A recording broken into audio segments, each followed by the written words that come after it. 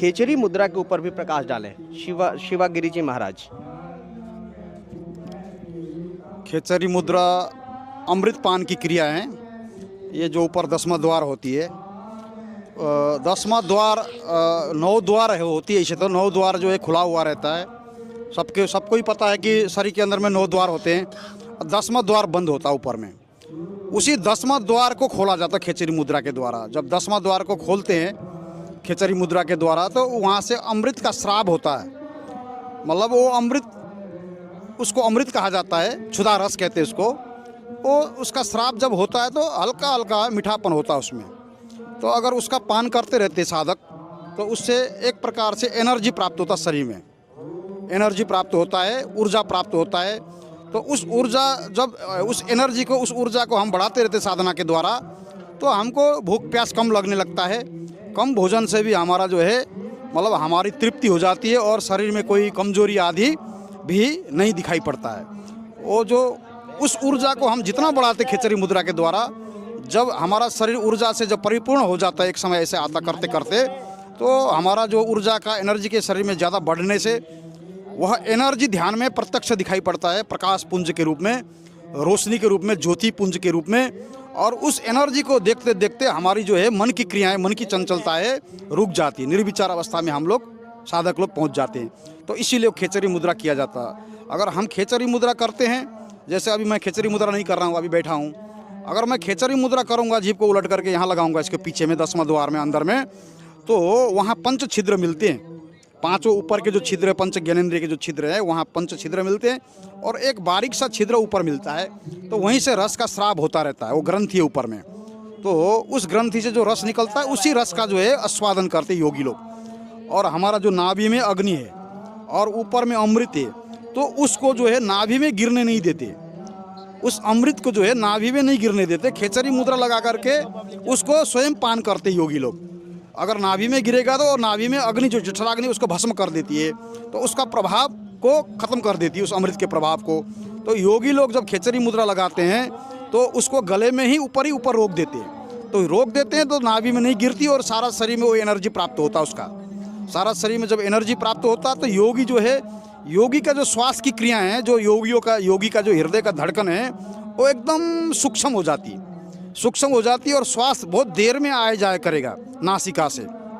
तो उसके बाद में ही योगी निर्विचार में पहुंच जाता है। निर्विचार में पहुंचने से पहले ध्यान में उसको एनर्जी दिखाई पड़ता है, वो योगाग्नि में शरीर उसका हो जाता है। सारा शरीर ऐसे लगता है कि प्रकाश पुंज से सारा शरीर बनाओ। और ऐसे देखा जाए तो विज्ञान के हिसाब से भी, विज्ञान पहले ऋषि लोग लंबी आयु होती थी, तो वो क्या करते थे, ये मूर्ख, कि पहले भक्ति योग्य बनते हैं, इन सब वासनाओं का नाश करते हैं, फिर भक्ति करेंगे। तो वो जब वासनाओं का नाश हो गया, फिर भक्ति की जरूरत क्या रहेगी? भक्ति ही तो इन वासनाओं का नाश करेगी, फिर तो आप पे भगवान बन गए। अगर ऐसे आपके जो शास्त्र विरुद्ध साधनाओं से ये वासनाएं नाश होती, तो इन सदग्रंथों की क्या आवश्यकता थी? तो उसमें क्या किया उसने? अभ्यास किया खेचरी मुद्रा का, ऐसे तालु वो प्रदीप लगा करना।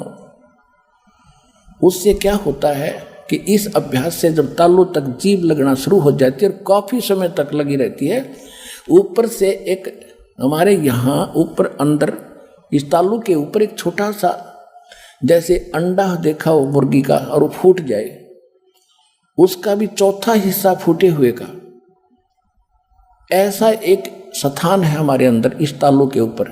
और शरीर से जो हमारे एक अमृत भी बनता है अंदर, जैसे सभी आप देख रहे हो कैसे कैसे आइटम बनते हैं शरीर में, और जिससे संतान उत्पत्ति होती है, पदार्थ भी बनता है, ऐसे अमृत भी बनता है। लेकिन वो अमृत शरीर में ना जाकर के सीधा नाभि पर पहुंचता है। नाभि के चारों ओर एक कुंडलनी शक्ति है, कुंडलनी एक नागिनी है, एक नाड़ी है, उसका मुंह ऐसे है सर्प की तरह, और वो उसके ऊपर आके गिरता रहता, वो सारा का सारा वो भस्म कर देती है, खत्म करती है।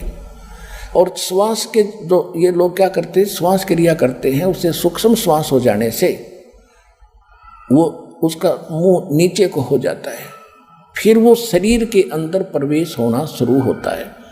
वो अमृत जो है, और वो क्या है, जैसे ताल्लू का जीव लगाएंगे तो वो फिर वहाँ से एक वाल सा टिका है उसके ऊपर, वो वाल हट जाएगा, बिल्कुल सूक्ष्म सा है, तिल से का भी चौथे हिस्सा ऐसा वाल है। फिर उससे एक सुराख है बाल जैसा, उसमें से वो अमृत फिर हमारे नाभि के ठीक ठिकाने गिरता जाके, और नाभि से फिर सब आहार चलता है, तो उसको भूख बंद हो जाती।